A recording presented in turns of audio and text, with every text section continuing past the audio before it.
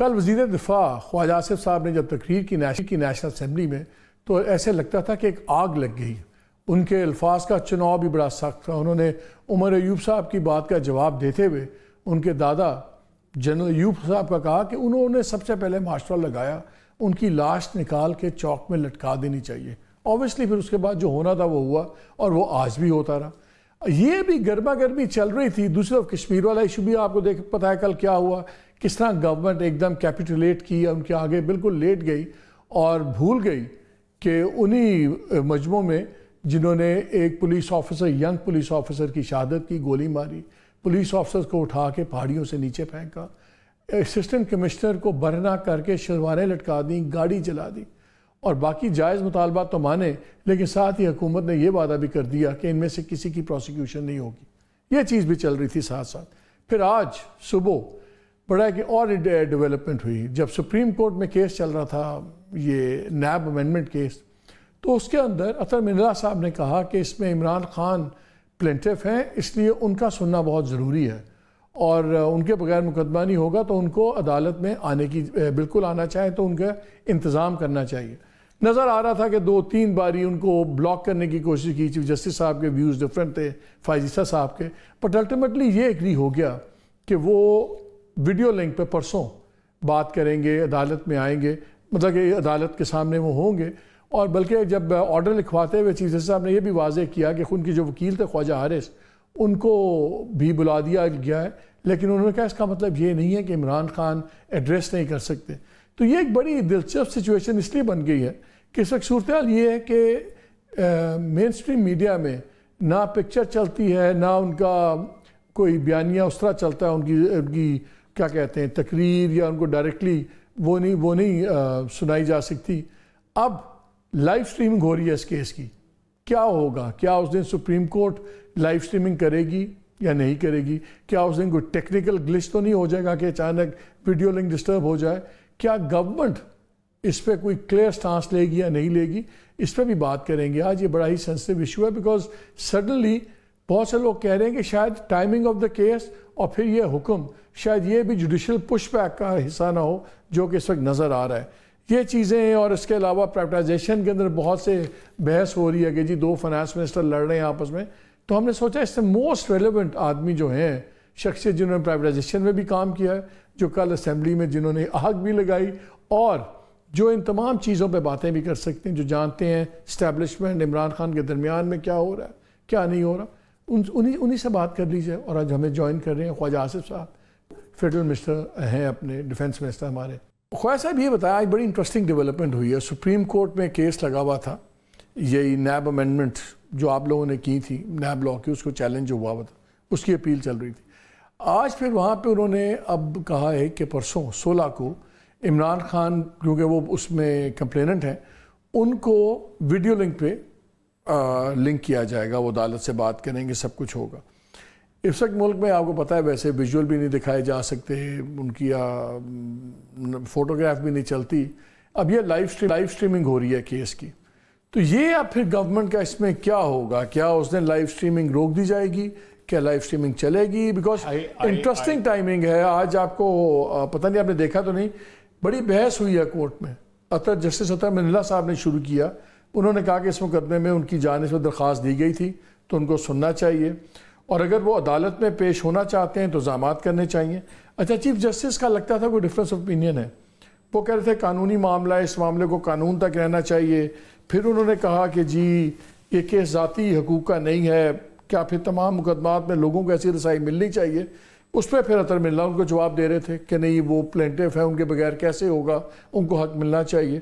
Ultimately court نے یہ decide کیا کہ وہ لائیو آئیں گے.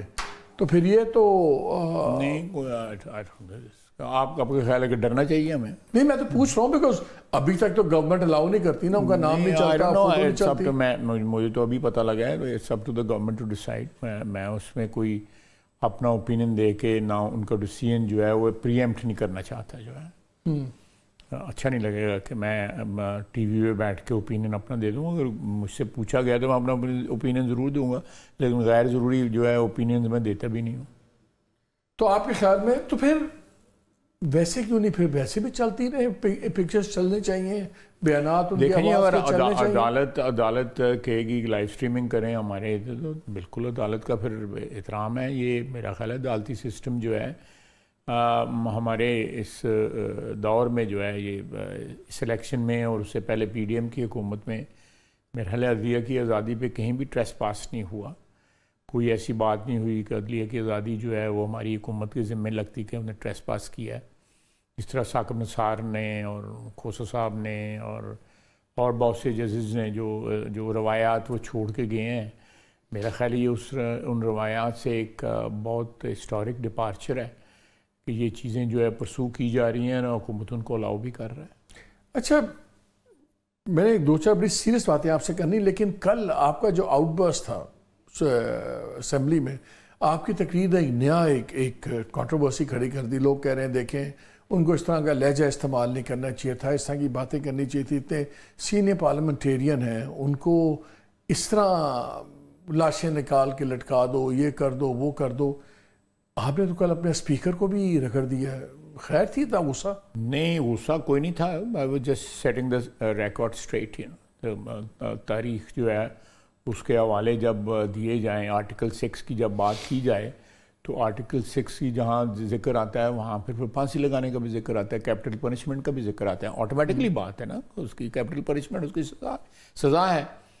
تو عمران خان کی کیبنٹ نے جو ہے مجھ پہ آرٹیکل 6 لگایا تھا۔ آپ کو یاد ہے کہ شفقت محمود صاحب ہوتے تھے، لاپتہ ہیں پچھلے سال سوا سال سے، تو انہوں نے میرے خلاف پریس کانفرنس بھی کی تھی کہ اس پہ آرٹیکل 6 لگنا چاہیے، صرف اس بات پہ کہ میرے پاس ریزیڈنس پرمٹ تھا یو اے ای کا جو ویلڈ، بالکل اس میں کوئی غیر قانونی بات نہیں تھی، لیکن انہوں نے پریس کانفرنس کی۔ آج کل پتہ نہیں کس گمنامی کی زندگی گزار رہے ہیں۔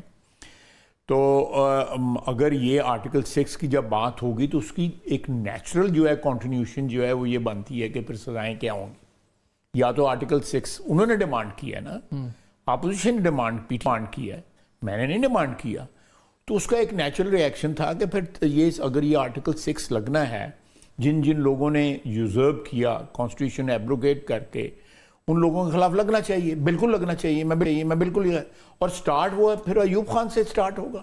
لیکن پھر اگر جنرل ضیاء اللہ کا آئیں گے تو پھر آپ کے قائد بھی اس پہ شریک جرم نہیں، دیکھیں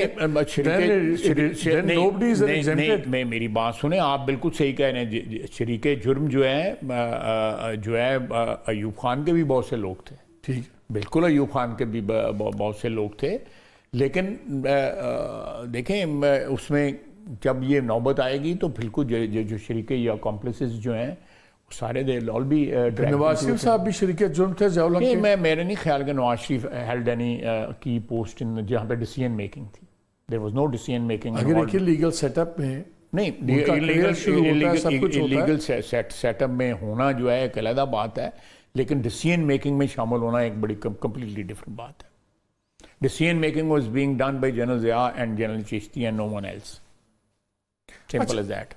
یہ مجھے بتائیں کہ اب ایک بن رہی ہے بات، آج عمران خان صاحب نے ایک اور بیان ان کا آیا ہے جس کو انہوں نے اسپیشل بیان کہہ رہے ہیں، اس میں بڑی سخت قسم کی زبان استعمال ہوئی بھی ہے۔ میری سخت زبان پہ آپ نے اعتراض کر دیا، ان کی زبان اعتراض نہیں کر رہے۔ نہیں، میں آپ سے اس پہ کرنے آ رہا ہوں کیونکہ آپ لوگ کہہ رہے ہیں کہ بات چیت ہو سکتی ہے نہیں ہو سکتی۔ I'm just trying to understand